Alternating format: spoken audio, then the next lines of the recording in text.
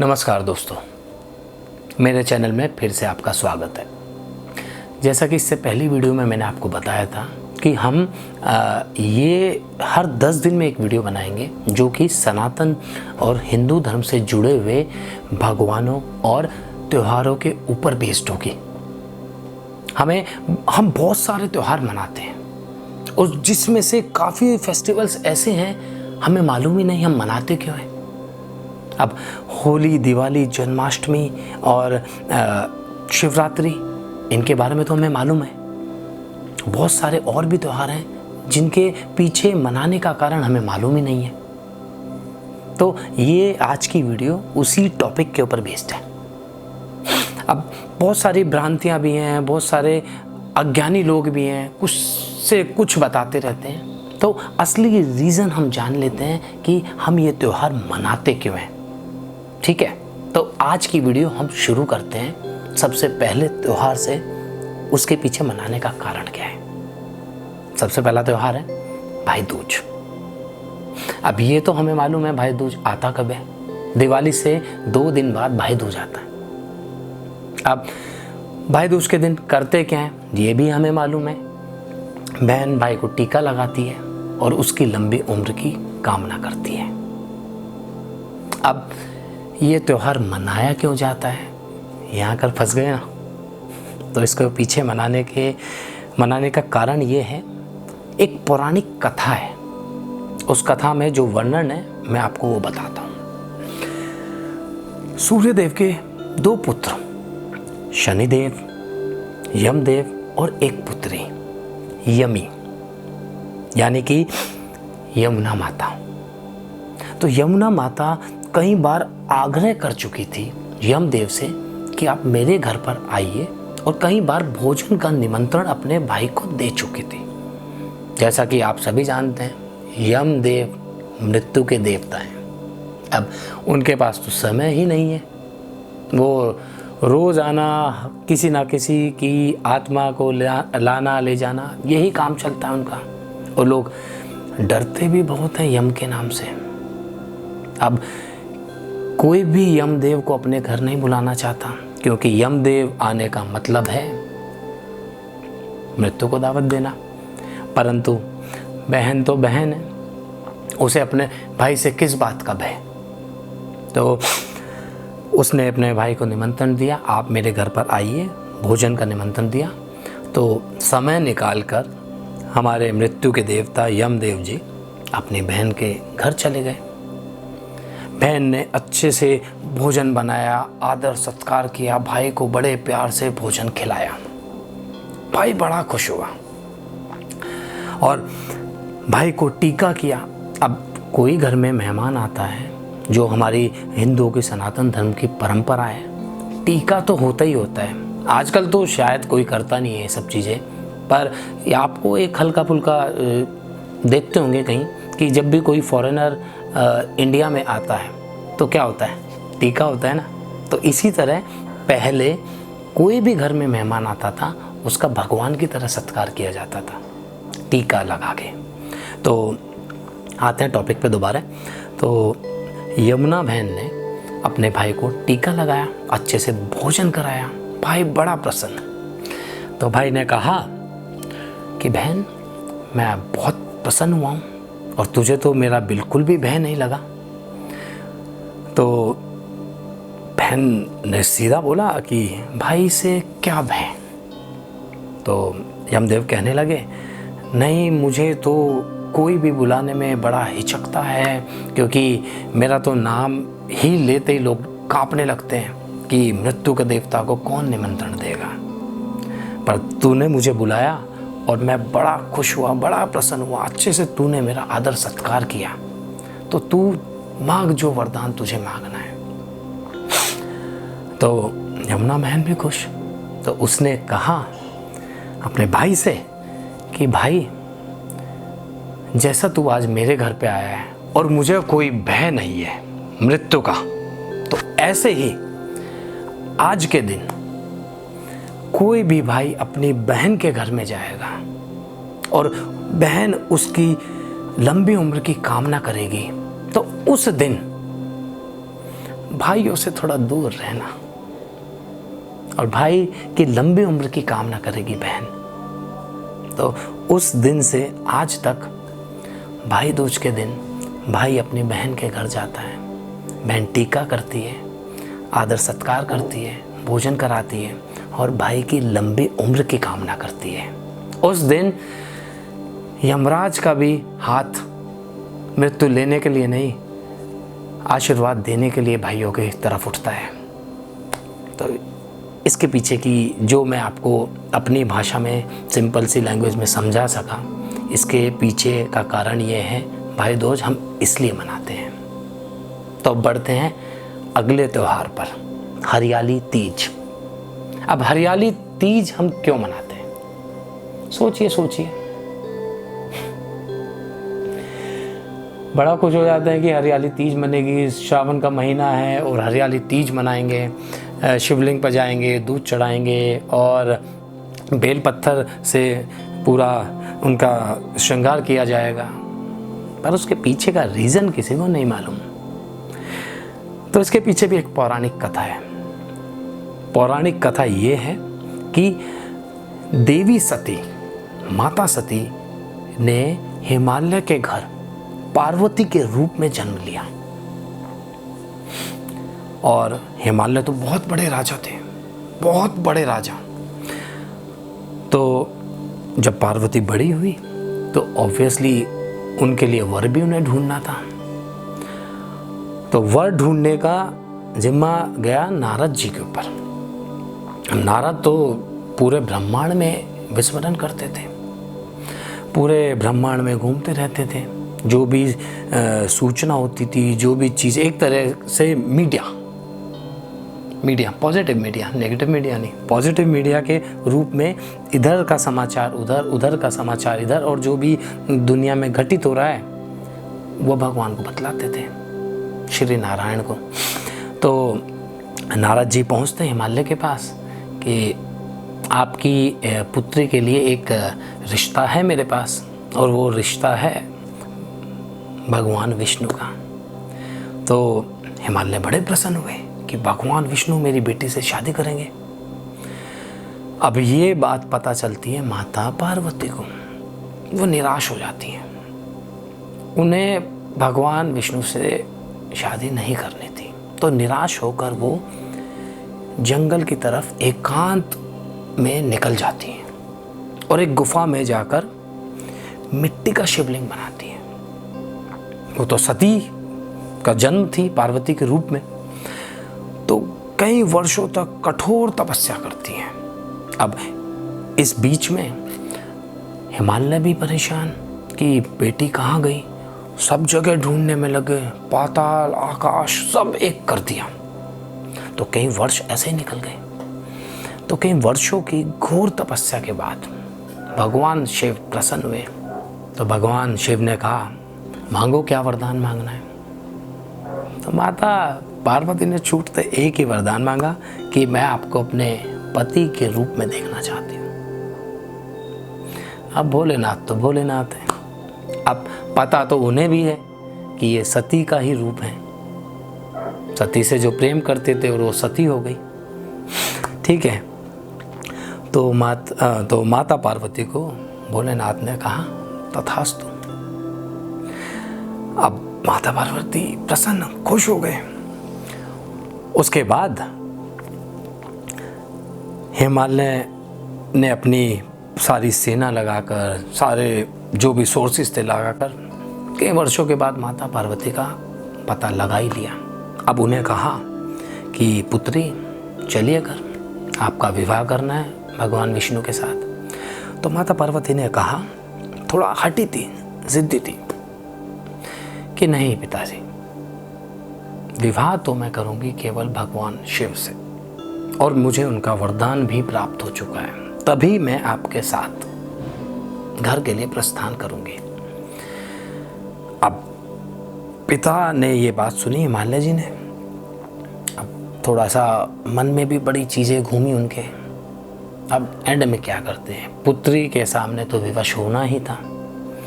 तो उन्होंने कहा ठीक है चलिए।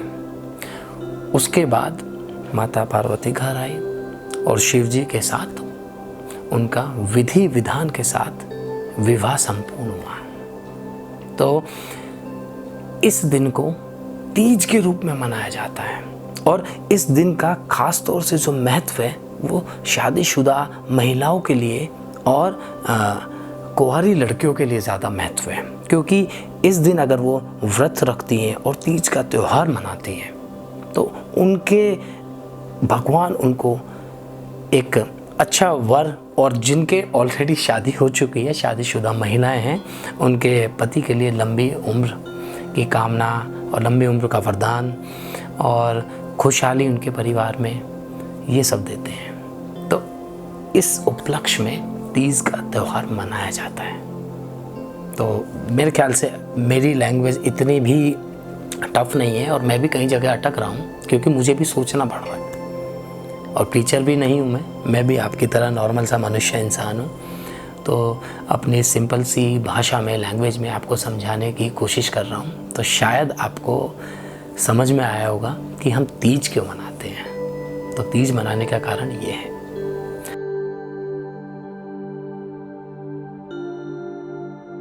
हाँ, तो अब बढ़ते हैं अगले फेस्टिवल की ओर। अगला फेस्टिवल है नवरात्रि। नहीं मालूम होगा क्यों मनाते हैं नवरात्रि। इतना तो हाँ सबको मालूम है कि देवी दुर्गा के 9 रूप, पर मनाते क्यों हैं इसका जवाब है। तो बताता हूँ आपको नवरात्रि क्यों मनाई जाती है। तो नवरात्रि इसलिए मनाई जाती है कि एक बार की बात है, एक राक्षस होता है महिषासुर, और वो ब्रह्मा जी की कठोर गहन तपस्या करता है। अब राक्षस वैसे स्ट्रांग बहुत होते हैं फिजिकली, तो काफ़ी कठोर तपस्या करने के बाद कई वर्षों तक तो ब्रह्मा जी प्रकट होते हैं। अब हमारे सारे ही भगवान बड़े दिल के बड़े अच्छे हैं, तो कहते हैं मांगो भाई, क्या वरदान मांगते हो। अब राक्षस क्या है, वो यही फ़ायदा उठाते थे, पूजा करके वरदान लिया और फिर उल्टा उसी को यूज़ करना भगवान के ऊपर। तो महिषासुर ने वरदान मांगा कि ब्रह्मा जी आप मुझे अमर कर दो। अब ब्रह्मा जी ने ये चीज़ बोली कि देखो भाई, जो मनुष्य पैदा हुआ है उसकी मृत्यु भी निश्चित है, तो इस अमरता के वरदान को छोड़कर कुछ और मांग लो जो चाहे। तो उसने थोड़ा सा सोचा, दिमाग लगाया। अब राक्षसों के पास जितना दिमाग होता है उतना लगाया उसने। तो उसने कहा कि मुझे कोई मनुष्य ना मार पाए और कोई देवता ना मार पाए, मेरी अगर मृत्यु हो तो किसी स्त्री के हाथों ही हो। तो आप सोच रहे होंगे स्त्री के हाथों तो मतलब कोई भी आके मार देगा? नहीं, क्योंकि वो पावरफुल भी तो नहीं था। और उस समय सबसे पहले तो स्त्रियां युद्ध में नहीं जाती थी, बट अगर कोई स्त्री युद्ध करती भी उस वक्त तो इतनी सक्षम नहीं होती कि वो महिषासुर को मार पाए, क्योंकि वो देवताओं तक को पराजित कर देता था। तो स्त्री कहाँ उस समय इतनी बलशाली कोई होगी। तो इसलिए उसने नॉर्मल सोचा कि हाँ कोई स्त्री तो मुझे मार ही नहीं पाएगी, तो मांग लेता हूँ वरदान, तो जीवित रहूँगा हमेशा के लिए। तो ब्रह्मा जी ने कहा तथास्तु। अब तथास्तु होते ही तो अंदर अकड़ आते ही सबसे पहले राक्षसों के जितने भी थे राक्षस, उन सब का राजा बन गया। अब राजा बनने के बाद ऑब्वियसली सबसे पहले क्या दिखता है? इंद्र का सिंहासन जो डोलने लगता है ना। आप देखते हो हमारे सीरियल्स में, मूवीज़ में दिखाते हैं, पहले दिखाते थे बहुत कि इंद्र का सिंहासन डोलने लगा। तो भैया इंद्र का सिंहासन डोलने लगा, तो जाके सभी देवताओं को पराजित किया उसने और इंद्रलोक पर भी कब्जा कर लिया। अब सारे देवता थे शक्तिशाली, बट उसकी शक्ति के सामने कोई ना टिक पाया, क्योंकि उसने वरदान मांगा था देवता ना मार पाए, कोई मनुष्य ना मार पाए, केवल स्त्री। तो उसके बाद सारे के सारे देवता पहुँचे भगवान शिव के पास, विष्णु जी के पास, भैया कुछ तो उपाय निकालो भगवान। तो उन्होंने भी बड़ी ताकत दिखाई, मेहनत दिखाई, बट वरदान मिल चुका है तो क्या कर सकते थे, तो कुछ नहीं हो पाया। तो सब बड़ा परेशान, करना क्या है, क्या करना है। तो सब ने, भगवान विष्णु ने भी, भगवान शिव ने भी, सारे देवताओं ने मिलकर आदि शक्ति, कहते हैं ना इटर्नल पावर की अर्चना की, पूजा अर्चना की, हाथ जोड़े, उनसे मदद मांगी। तो उस आदि शक्ति क्या, जो कहते हैं ना आपको बिग बैंग थ्योरी, सदियों पहले जन्म हुआ है जो साइंस में भी दिखाते हैं, वो एक तरह की वहीं से उसी बिग बैंग थ्योरी में वही अंश कहीं ना कहीं वहीं से देवी दुर्गा प्रकट हुई। अब देवी दुर्गा थी, ऑब्वियसली बात है, देवी हैं, माता हैं और अलौकिक शक्ति हैं, सुंदर तो होंगी, खूबसूरत तो होंगी ही होंगी। तो जब वे प्रकट हुई उसके बाद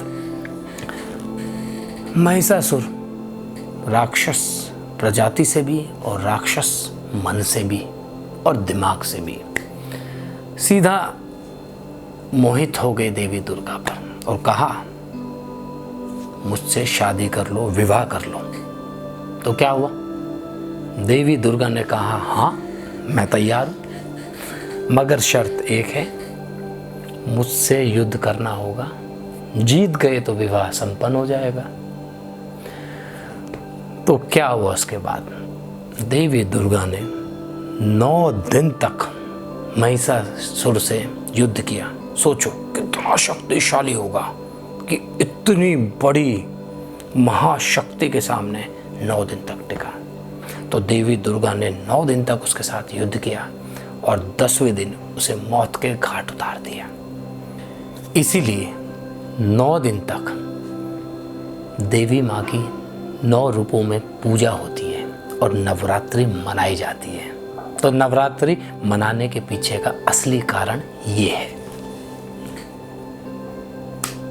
तो भैया एक चीज पूछनी थी मेरे को, मैंने सॉरी इंटरप्ट किया आपको। हाँ बोल। मैंने देखा है कि साल में 3-4 बार बनाई जाती नवरात्रि, तो क्या दुर्गा माँ ने 3-4 बार मारा था साल में?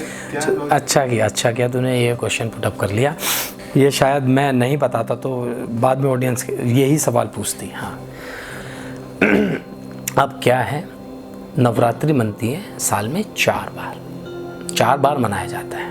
एक कथा है नवरात्रि मनाने की कि श्री राम ने 9 दिन तक अर्चना की, पूजा करी और रावण को मारा। तो 10वें दिन वो दशहरा मनाया जाता है। नवरात्रि के पीछे की एक स्टोरी वो भी है। और 2 बार होती है जो नवरात्रि, वो गुप्त नवरात्रि होते हैं, ठीक है। और जो कि ये नवरात्रि है जिसके बारे में मैं बात कर रहा हूँ, ये माता के पीछे एक्चुअल में पूजा तो हम दुर्गा माता की ही करते हैं ना चारों नवरात्रि में, ठीक है। वो कथाएं हैं, ये असली रीज़न है नवरात्रि मनाने का, समझा। श्री राम ने 9 दिन तक पूजा करी, 9 दिन तक युद्ध किया, 10वें दिन रावण को मारा। तो दशहरा मनाया जाता है, दशमी मनाई जाती है, रामनवमी जो 9 दिन दुर्गा माता की पूजा होती है, 10वें दिन रामनवमी, वो दशमी दशहरा मनाया जाता है, ठीक है। तो रामनवमी वाली जो क्या बोलते हैं उसको, नवरात्रि है, उसके पीछे का कारण वो है जब श्री राम ने माता दुर्गा की, माता के 9 रूपों की पूजा की और 9 दिन तक युद्ध किया और रावण को मारा। एक कथा ये है, मैंने केवल कथा बताई है नवरात्रि क्यों मनाई जाती है।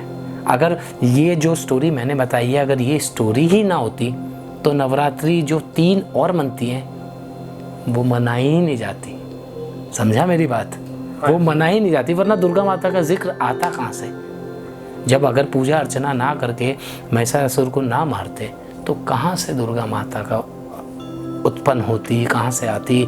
भगवान विष्णु सारे देवता मिलकर आदिशक्ति की पूजा नहीं करते तो कहाँ से। तो ये तीनों नवरात्रि हो ही नहीं पाती। मैंने माता दुर्गा वाली नवरात्रि क्यों मनाई जाती है असली बेस बताया। और भी 3 नवरात्रि मनाई जाती है, 4 नवरात्रि होती है साल में। अब समझ में आया कि ये वाली नवरात्रि के से ही बाकी 3 जुड़ी हुई हैं। तो स्टार्टिंग ये है, बेस ये है। ठीक है मेरी बात। चलो तो दोस्तों आज की वीडियो में इतना ही।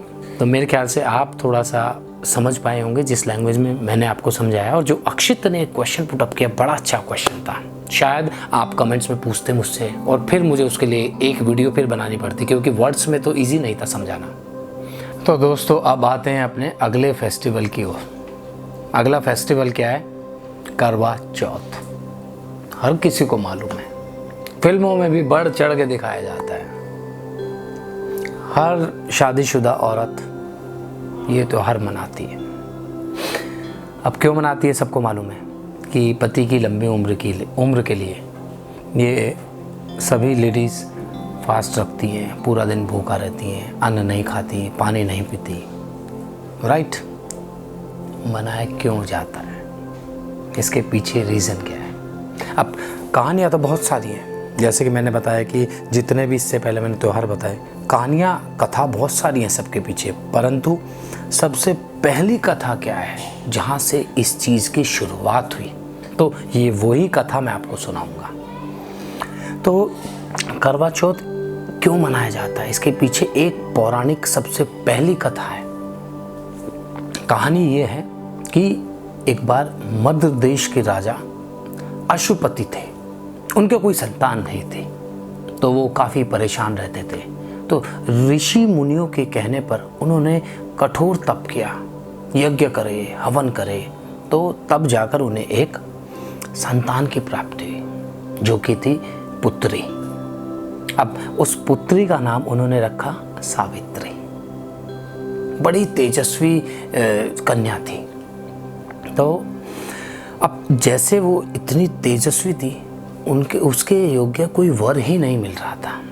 तो राजा अशुपति बड़े परेशान हुए, बड़ा निराश हुए कि मेरी बेटी के लायक कोई योग्य वर ही नहीं मिल रहा। तो उन्होंने अपने मंत्रियों के साथ अपनी पुत्री को, बेटी को वन में या फिर अन्य राज्यों में वर ढूंढने के लिए भेज दिया। अब पहले तो ऑब्वियसली क्या बात होती थी, वन रास्ता जो एक राज्य से दूसरे राज्य में जाता था, वनों के थ्रू ही जाता था, कोई प्रॉपर पक्की सड़कें तो थी नहीं। तो वन में जाते हुए, गुजरते हुए उन्होंने एक मनुष्य को देखा। कौन था वो नौजवान? वो नौजवान था सत्यवान। अब वो वन में क्यों रहता था? क्योंकि वो साल्व देश के राजा द्युतसेन का बेटा था, और साल्व देश के राजा द्युतसेन को किसी अन्य राजा ने युद्ध में हराकर सब कुछ हड़प लिया था। इसलिए वो अपने पिता और फैमिली के साथ वन में रहता था। तो सावित्री का मन सत्यवान पर मोहित हो गया, और मन ही मन उन्होंने अपना पति उसे मान लिया। अब ये बात उसने अपने पिता को जाकर बताई, परंतु यहाँ पर नारद ऋषि ने, जो कि ज्योतिषी में निपुण थे और भविष्य तक देख सकते थे, उन्होंने कहा कि सत्यवान की मृत्यु 12 वर्षों पश्चात हो जाएगी, कारण कुछ भी होगा। तो राजा अशुपति बड़ा परेशान हुए। उन्होंने कहा मैं इस विवाह के मैं मतलब खुश नहीं हूँ, आप इससे विवाह नहीं कर सकती। परंतु सावित्री नहीं मानी। उन्होंने फिर भी ज़बरदस्ती, अब पिता को तो झुकना पड़ता है बेटी के सामने, तो शादी कर ली, विवाह हो गया। तो 12 वर्षों पश्चात सत्यवान जंगल में लकड़ी काट रहा था, और लकड़ी काटते काटते वो वृक्ष से गिर पड़ा, या कोई भी ऐसी चीज़ हुई, वो गिर पड़ा और उसकी वहीं पर मृत्यु हो गई। अब ये बात सावित्री को पता थी कि ऐसा होगा 12 वर्षों पश्चात, परंतु कहते हैं ना, औरत जब अपनी ज़िद पर आ जाए, हट पर आ जाए तो दुनिया हिला सकती है। तो यही सावित्री ने किया। तो यमदेव जो कि मृत्यु के देवता हैं, आत्मा लेने आए सत्यवान की, परंतु सावित्री ने बड़ा कोशिश करी, ना लेके जाएं। कठोर तपस्या कर दी, भूखे रहकर अन्न त्याग दिया, जल त्याग दिया। उस समय कठोर तपस्या बहुत बड़ी बात थी, ये अन्न त्यागना, जल त्यागना। तो यमदेव उनसे प्रसन्न हो गए, कहा मांग बेटा, क्या वरदान मांगना है। तो उसने कहा कि मेरे पति के प्राण आप छोड़ दो, मुझे यही चाहिए वरदान। तो यमदेव बोले नहीं, ये विधि का विधान है, इसकी मृत्यु लिखी हुई थी तो मुझे इसे लेके जाना पड़ेगा। मैं इस चीज़ में कोई सहायता नहीं कर सकता, इसे छोड़कर जो वरदान मांगना है मांग लो। और सावित्री थी पतिव्रता औरत, उसी के साथ जीना है, एक ही पति के साथ मरना है। तो सावित्री ने थोड़ा दिमाग लगाया, सोचा और कहा कि आप मुझे बहुत सारे संतानों का वरदान दे दीजिए। भगवान यमदेव ने कुछ सोचा नहीं ज़्यादा और कहा तथास्तु। जैसे तथास्तु कहा, सावित्री प्रसन्न और यमदेव भी समझ गए बात क्या हुई, क्योंकि वो थी प्रतिव्रता। एक ही पति को माना है, एक ही पति के साथ जिंदा, एक ही पति के साथ मृत्यु। तो संतान कहाँ से पैदा होंगे जब सत्यवान ही नहीं है? तो ऑटोमेटिकली सत्यवान को जीवित होना पड़ेगा। तो यमदेव ने सत्यवान को जीवित कर दिया और उन्हें इससे बड़ा वरदान और क्या मिलना था, ये वरदान दे दिया। तो तभी से ये सबसे पहली कथा है। उस दिन, जिस दिन ये कार्य हुआ, ये वरदान दिया गया, उस दिन को आज तक जो भी सनातनी हैं, हिंदू हैं या और भी धर्मों के लोग शायद मनाते होंगे, मुझे इतना ज़्यादा ज्ञात नहीं है इस बारे में। उसी उपलक्ष्य में करवा चौथ का व्रत रखा जाता है, करवा चौथ का त्यौहार मनाया जाता है पति की लंबी आयु के लिए। तो इसके पीछे, करवा चौथ मनाने के पीछे का जो असली बेस कथा है, सबसे पहली कथा है, वो ये है। तो दोस्तों, आज की वीडियो में मैंने आपको 4 फेस्टिवल्स के बारे में बताया। मेरे ख्याल से आपको कुछ ज्ञान मिला होगा और मैंने भी ये सर्च वर्च करके ही ढूंढा है सब जगह से, क्योंकि मेरे दिमाग में भी बड़े सवाल उठते थे, ये ऐसा क्यों। एटलीस्ट मैंने ये स्टेप लिया, पढ़ा, ढूंढा और आप तक इस बात को पहुंचाया, और आप भी आगे तक इस बातों को पहुंचाएंगे शायद, और पहुंचाना चाहिए आपको। तो मिलते हैं अगली वीडियो में। दोस्तों, मैं जाने से पहले एक बात बताना चाहता हूँ, करना चाहता हूँ आपके साथ। 14-15 वीडियो बन चुकी हैं, मैंने अभी तक वो चीज़ नहीं बोली।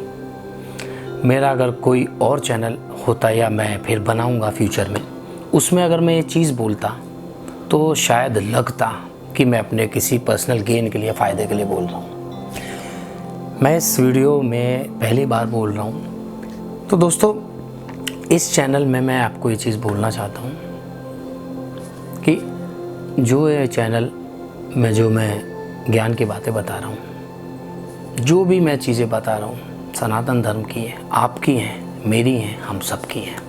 कोई पर्सनल चीज़ें नहीं बता रहा हूँ। तो जैसे मैं आप तक पहुँचा रहा हूँ, आप भी लोगों तक ये बातें पहुँचाइए। अगर आपको लगता है ये चैनल सही दिशा में जा रहा है तो अपने आप भी सब्सक्राइब करिए चैनल, दूसरों से भी करवाइए, और चैनल को शेयर करना बिल्कुल ना भूलें दोस्तों के साथ। चलो, तो मिलेंगे आपसे फिर हफ्ते 10 दिन के बाद इस तरह के टॉपिक के ऊपर ही, वरना श्लोक के लिए तो आपसे रोज़ ही मिलना है। ठीक है, तो मिलते हैं अगली वीडियो में, तब तक के लिए राधे राधे।